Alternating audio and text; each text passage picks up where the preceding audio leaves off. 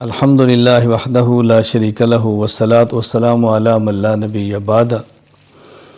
پارہ نمبر 3، اس کے آغاز میں انبیاء علیہ السلام کا ذکر کیا اور یہ ارشاد فرمایا کہ انبیاء میں سے بعض انبیاء کو اللہ تعالیٰ نے دوسرے بعض پر فضیلت دی ہے۔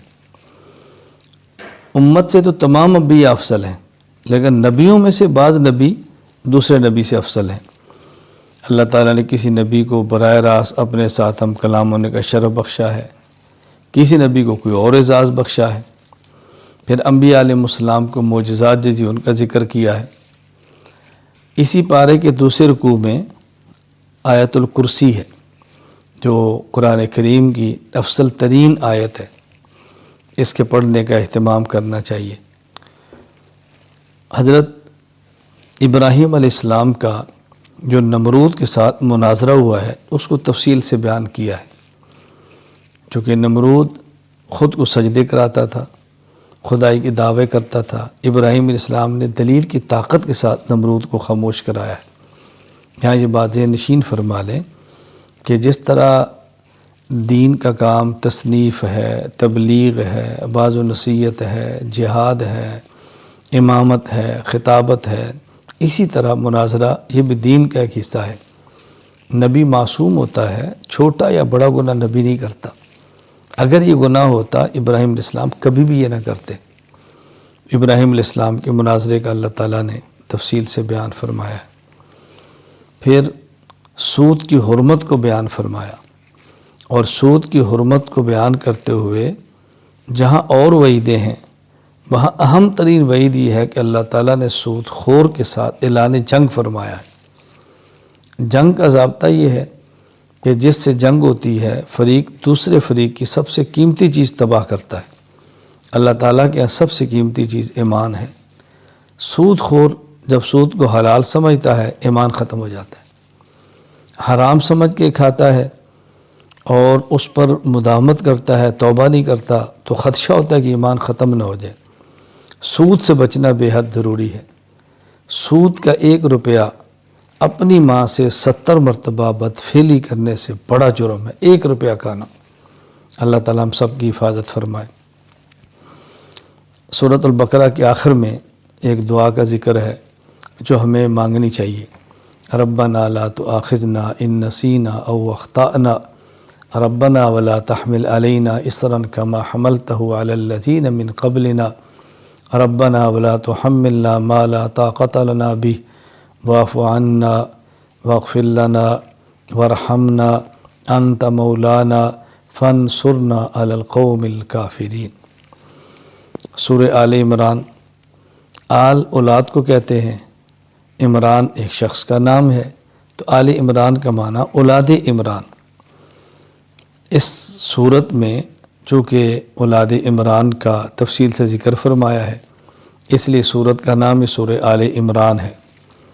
آغاز اس کا ہو رہا ہے اس بات سے کہ حضور اکرم صلی اللہ علیہ وسلم کے پاس نجران کے عیسائی ایک 60 افراد پر مشتمل وفد لے کر آئے۔ انہوں نے رسول اکرم صلی اللہ علیہ وسلم سے مکالمہ کیا، بحث کی۔ ایک ان کو ناز تھا کہ ہمارے یہاں شاعری بہت ہے، اپنا شاعر کھڑا کیا۔ نبی کریم صلی اللہ علیہ وسلم نے مقابلے میں حسان بن ثابت شاعر کھڑا کیا، ان کا شاعر شکست کھا گیا۔ خطابت پہ ناز تھا تو خطیب کھڑا کیا۔ رسول اللہ صلی اللہ علیہ وسلم ثابت بن قیس اپنا خطیب پیش کیا، اس پر بھی وہ شکست کھا گئے۔ دلائل کی باری آئی تو رسول اکرم صلی اللہ علیہ وسلم نے خود دلائل بیان فرمائے۔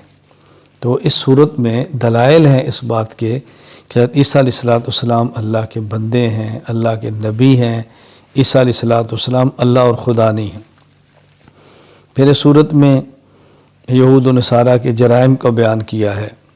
یہ ظالم انبیاء علیہ السلام کو ناحق قتل کر دیتے تھے، ناحق خون ریزی کر دیتے تھے، اللہ کے نیک بندوں کو تنگ کرتے تھے، ظلم و تشدد کرتے تھے۔ ان جرائم کو بیان کیا اور ہمیں حکم دیا ہے کہ ایسے مجرمین سے الگ رہو، ان کے ساتھ اپنے تعلقات، دوستی اور محبت قائم نہ رکھو۔ یہ بات ہمیشہ یاد رکھ لیں، قلبی محبت جسے موالات کہتے ہیں، کفار کے ساتھ جائز نہیں ہے۔ ہاں البتہ رکھ رکھاؤ، وقتی ضرورت، اپنے ماحول کو سازگار کرنے کے لیے کہ یہ ایسے تعلقات جسے مدارات کہتے ہیں اس کی گنجائش ہے، لیکن یہ بھی علماء سے پوچھ لینا چاہیے کہ یہ تعلق کیسا ہے، یہ تعلق کیسا ہے۔ کفار کے ساتھ تجارت جائز ہے، لیکن اس وقت جب کفار مسلمانوں کو نقصان نہ پہنچا رہے ہوں، املاک تباہ نہ کر رہے ہوں، تجارتی مال کو اسلام خلاف استعمال نہ کر رہے ہوں، بہرحال ہر وقت علماء سے رابطہ رکھے تو پوچھ لینا چاہیے کہ اب اس تعلق کی نوعیت کیا ہے، یہ تعلق کیسا ہے، یہ کیسا ہے۔ پھر اس صورت میں 3 بڑے اہم واقعات بیان کیے ہیں۔ حضرت مریم کی والدہ کا ذکر ہے، اولاد نہیں تھی، منت مانگی، اے اللہ تو بیٹا دے، میں اس کو تیرے دین کے لیے وقف کر دوں۔ اللہ تعالیٰ نے بیٹی عطا فرمائی، تو حضرت مریم کی والدہ کو سورہ ہوا کہ بیٹا ہوتا تو میں دین کے لیے پیش کرتی، بیٹی کیا کرے گی؟ اللہ تعالیٰ نے بڑا پیارا جواب دیا، وَلَيْسَ الذَّكَرُ كَالْأُنثىٰ، جو بیٹا تو نے مانگا ہے اس بیٹی کی طرح نہیں ہے جو ہم نے دی ہے۔ تو بس اوقات دینی معاملات میں بیٹیاں بیٹوں سے بڑھ جاتی ہیں۔ اللہ تعالیٰ کی رحمت ہے، بیٹی ملے تو دل چھوٹا نہیں کرنا چاہیے، اللہ کی رحمت سمجھ کے قبول کرنا چاہیے۔ نظر کا مسئلہ بھی بیان فرمایا کہ نظر اللہ کے لیے ہو، نظر کسی غیر اللہ کے لیے ہرگز نہیں ہونی چاہیے۔ پھر اس میں زکریا علیہ السلام کا ذکر فرمایا، زکریا علیہ السلام کی اولاد نہیں تھی تو انہوں نے بھی دعا دیکھی، انہوں نے بھی دعا مانگی، اللہ نے ان کو یحییٰ جیسا بیٹا عطا فرما دیا۔ تو ولی کی کرامت کو دیکھ کے اللہ سے مانگنا چاہیے، ولی سے نہیں مانگنا چاہیے۔ ولی کی کرامت کو دیکھ کر ولی سے مانگنا یہ عیسائیت ہے، ولی کی کرامت کو دیکھ کر ولی کے خدا سے مانگنا یہ اسلام ہے۔ پھر حضرت عیسیٰ علیہ السلام کی پیدائش کو بیان فرمایا، کلمہ کن سے پیدا ہوئے، بغیر ظاہری اسباب کے پیدا ہوئے، تو یہ 3 واقعات بیان فرمائے۔ آخر میں یہود کا ایک نظریہ تھا، اس کا رد کیا ہے۔ یہود کا نظریہ کیا تھا کہ عیسیٰ علیہ السلام کو سولی پر چڑھا دیا گیا ہے، قتل کر دیا گیا ہے۔ اللہ تعالیٰ نے بات سمجھائی ہے کہ نہیں، حضرت عیسیٰ علیہ السلام کو پہلے اللہ نے فرمایا انی متوفی کا، کہ موت میں دوں گا، تسلی دی ہے۔ اس کے بعد فرمایا وہ رافعوں کا، میں تمہیں آسمان پہ اٹھا لوں گا۔ پھر فرمایا میں تیرے تک یہود کے ہاتھ پہنچنے بھی نہیں دوں گا، تجھے ان سے محفوظ رکھوں گا، اور پھر جو تیرے ماننے والے ہیں ان کو میں کامیاب کر دوں گا۔ تو حضرت عیسیٰ علیہ السلام آسمان پر زندہ ہیں، قیامت سے پہلے آئیں گے، رسول اکرم صلی اللہ علیہ وسلم کا امتی ہونے کی حیثیت سے جہاد کریں گے، اور پھر پوری دنیا میں عیسیٰ علیہ السلام کے وقت کوئی ایک شخص بھی ایسا نہیں ہوگا کہ جو کافر ہو۔ اللہ تعالی ہم سب کو ایمان کی نعمت عطا فرمائے، زندگی میں عیسیٰ علیہ السلام کو دیکھ لیں تو اس کا سپاہی بنیں، ان کے ساتھ معاون بنیں، اور نہ ہو تو ابھی سے نیت کر لیں کہ ہماری زندگی میں آگے تو ہم انشاءاللہ ان کا ساتھ دیں گے۔ وآخر دعوانا ان الحمد للہ رب العالمین۔